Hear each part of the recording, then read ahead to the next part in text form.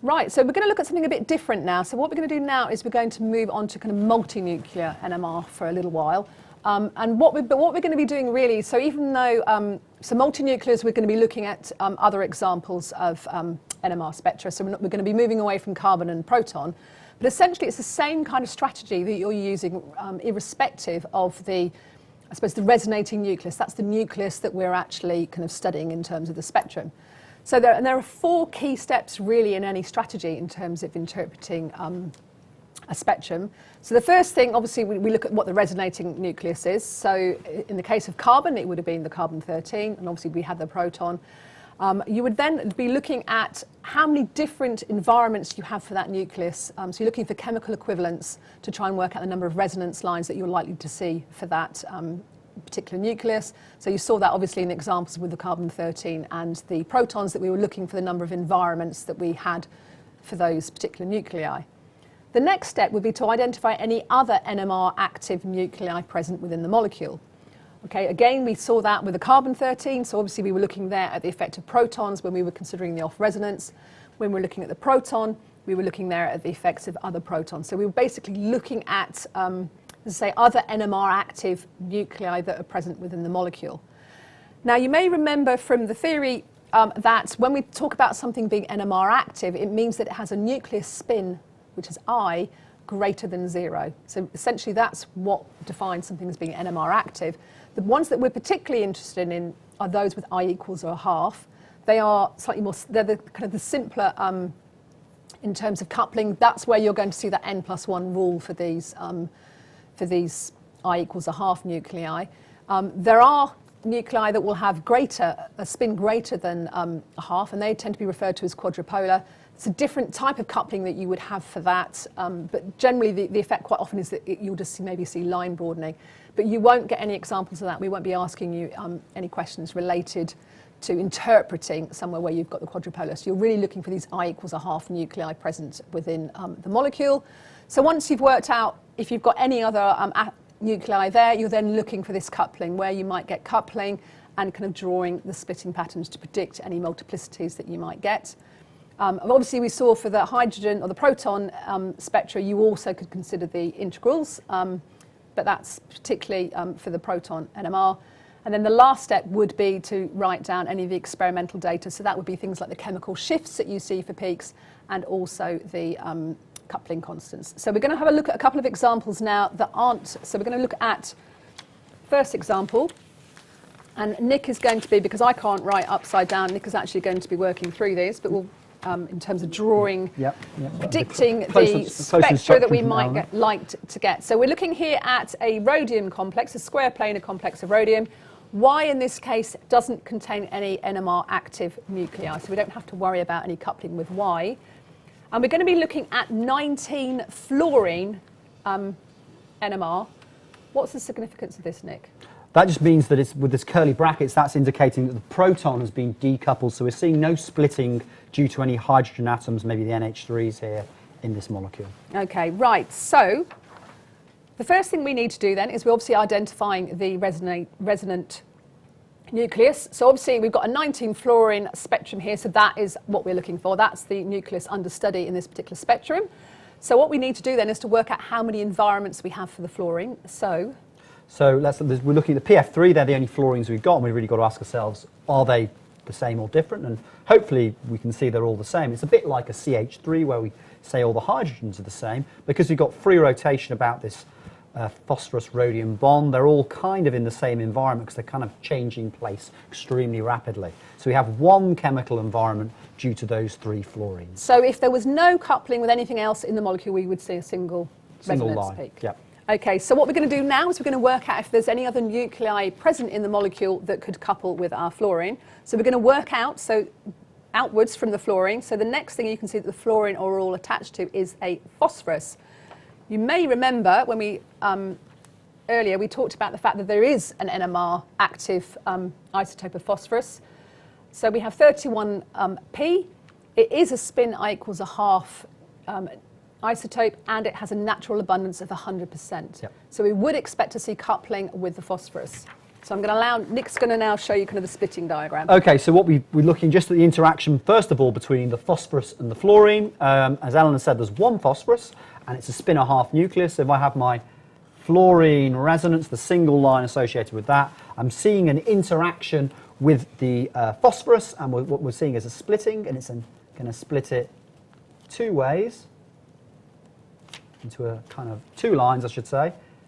So we'd see something that looks like that, okay? So they should be really half the height of that one. So that's what we'd receive, and this would be the 1JFP splitting. Okay, 1J because it's just the one atom out. Yep. Okay, Absolutely. right. So we need to now look to see if there's anything else that we could have coupling with. So in this case, as we work out, you can see the next atom here is rhodium. Now, rhodium also has an NMR active nucleus, isotope. So we have 103 rhodium, I equals 1/2, and 100% abundance. So we would expect potentially to see coupling also with a rhodium. Yeah, So in this case, it'd be 2J coupling. Exactly, so it's 2J coupling, which we would probably expect to be slightly smaller coupling constant. So this is relatively large splitting, and we're expecting to see maybe a slightly smaller one. Again, there's one rhodium, so each of these lines is going to be split into two. So let me try and draw that. Again, this is a bit approximate.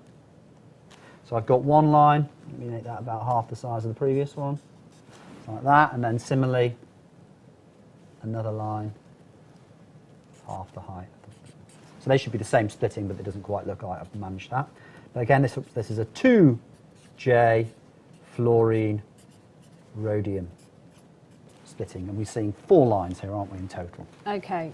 Right, so we're now going to have a look. Just jumping in here, we would call this a doublet of doublets. Yes. Okay, so we got a doublet from the first one split into another doublet. So this would be a doublet of doublets that we would write as DD.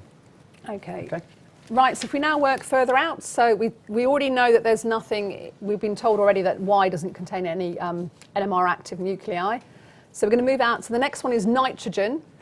Now, nitrogen, if we have a look on here, there is an isotope, nitrogen 15, that is I equals 1/2, but you can see here that the abundance is very low, so it's only 0.37%.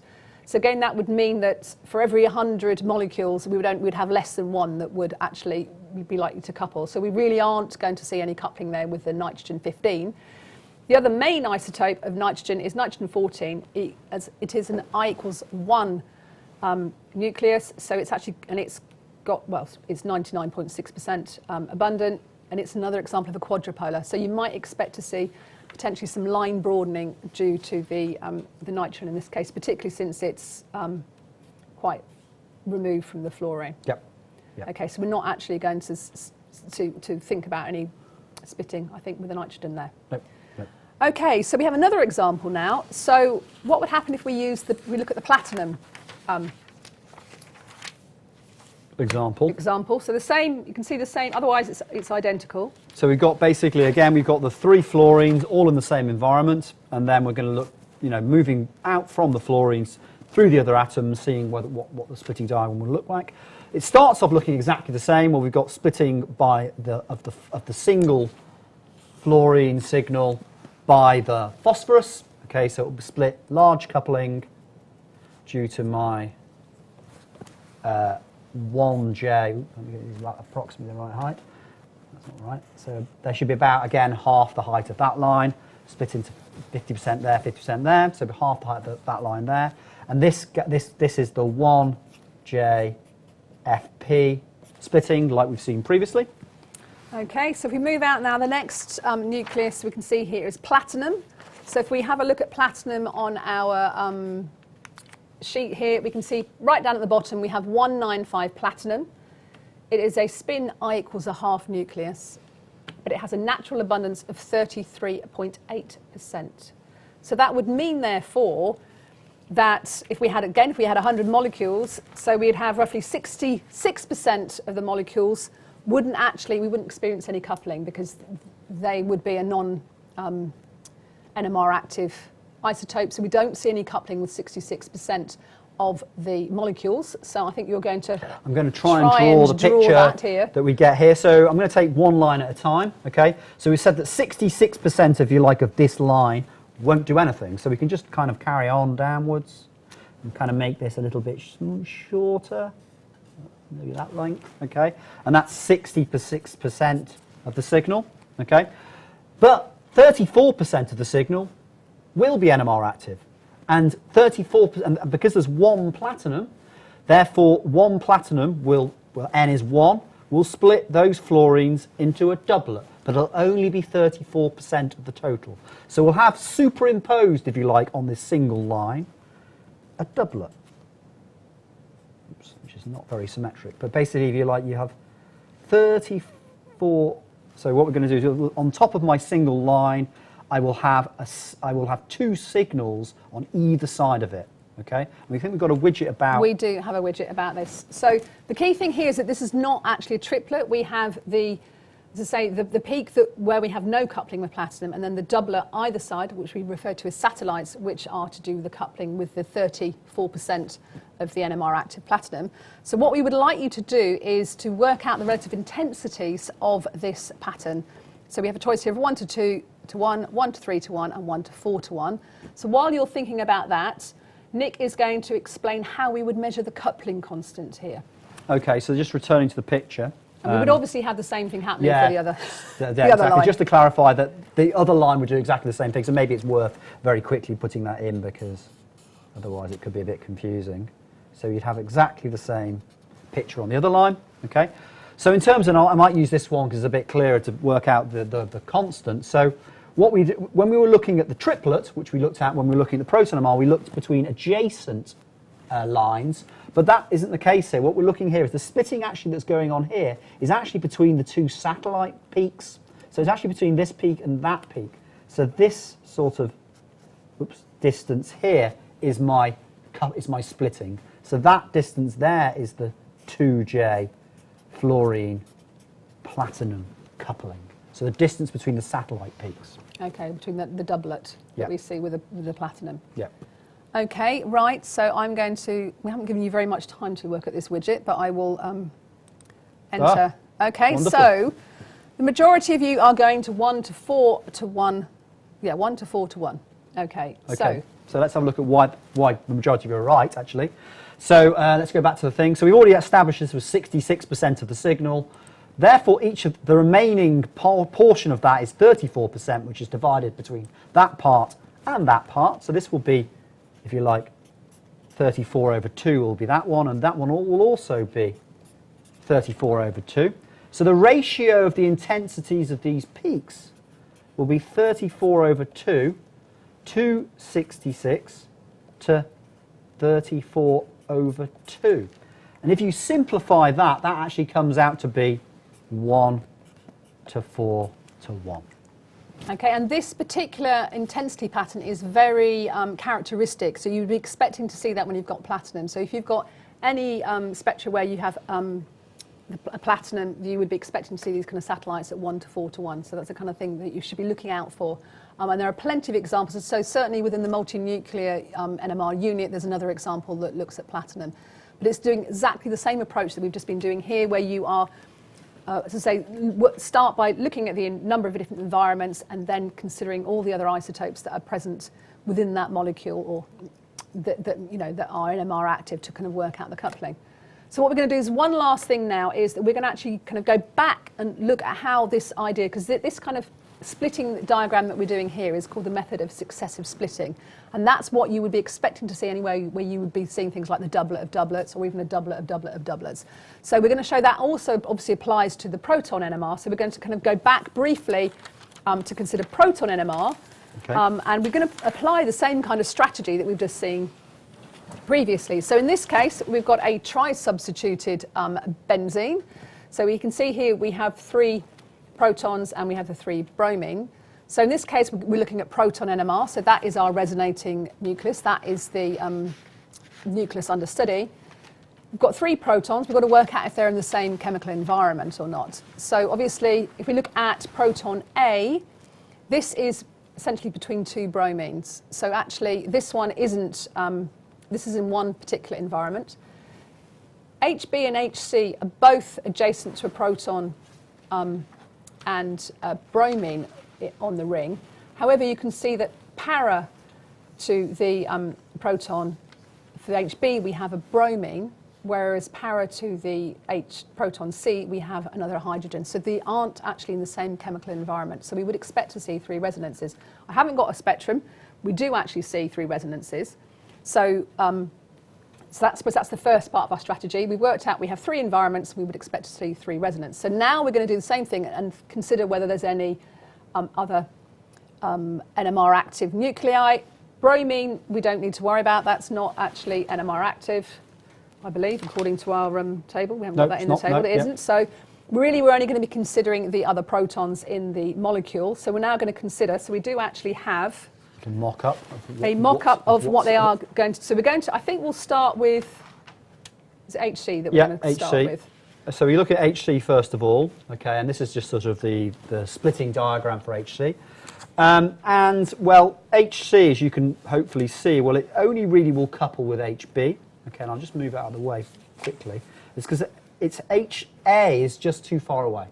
Okay, so there'll be no interaction between HC and HA. There'll only be an interaction between HB and HC. So there's only one proton that's going to couple with HC, and that's HB. So N is 1, so we're going to see a doublet being generated, so the line will be split into 2. Okay, and it turns out that the coupling constant, when they measure it from the real spectrum, is about 8 Hertz. Okay, it's a 3J coupling constant because it is 1, 2, 3 bonds separated. So it's a 3J coupling constant. So that's HC. Should we look at HA now? I think HA, so we'll remove that for a second. So remind ourselves about HA. HA is over here. HA is kind of a long way from anything, but it turns out it's sufficiently close to HB to see a small coupling constant.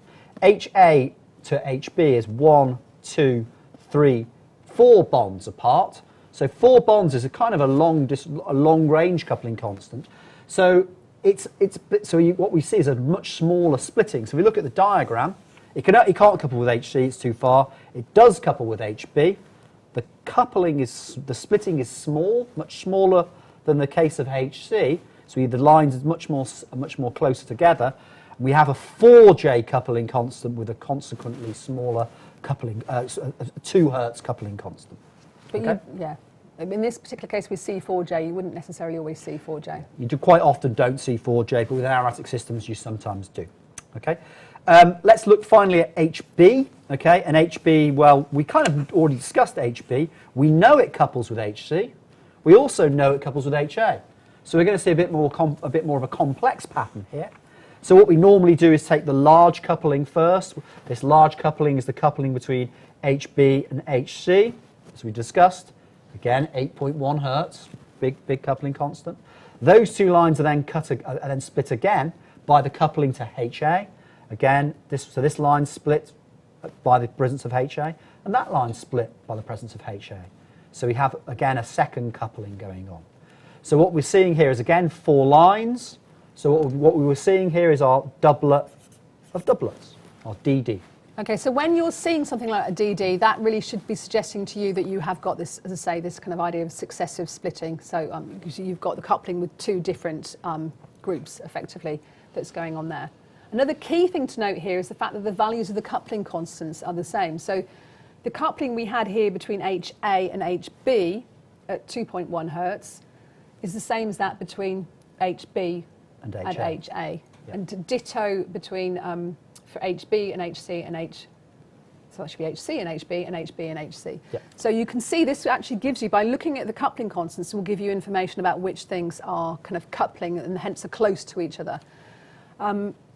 Currently what we've seen here, we've been looking at spectra, but actually in some of the examples that that you'll be working through in the NMR tutorials, and I shall talk about those in a minute, you will actually sometimes be given tables of data. So you wouldn't actually be given necessarily the spectra, you may be given information about the different resonances. So the types of things that you would be expecting to see there, we would give you the chemical shift. We would give you, if it's proton NMR, you would also be told the peak integral, so you can work out how many equivalent, or even the number of equivalent hydrogens that are attributed to that particular resonance. We'll give you information about the pattern of that resonance, so whether it's a singlet, a doublet of doublets, so DD, or even a doublet of doublets. So we'll give you that information and also the coupling constant. So you should be looking at that to try and predict So if it's a doublet of doublets, you'd be looking for 3. Yeah. 3. So you'd be looking for 3 things that are coupling. Yep. As you see here, a doublet of doublets, you're looking for 2 things that are coupling. You'd be looking for where the kind of coupling constants were similar. So that's the kind of thing that you would be doing. So say you won't always be given the spectrum. Quite often you will have the data. In some ways, it's a bit simpler to have the data as well. Definitely. Because it avoids all those overlapping peaks that you're looking at. Yep. Okay, so I think that is that, isn't it? that is that. I think the key thing to note, as I say, is that there are plenty of examples to work through in the NMR units. We also obviously have the NMR quiz.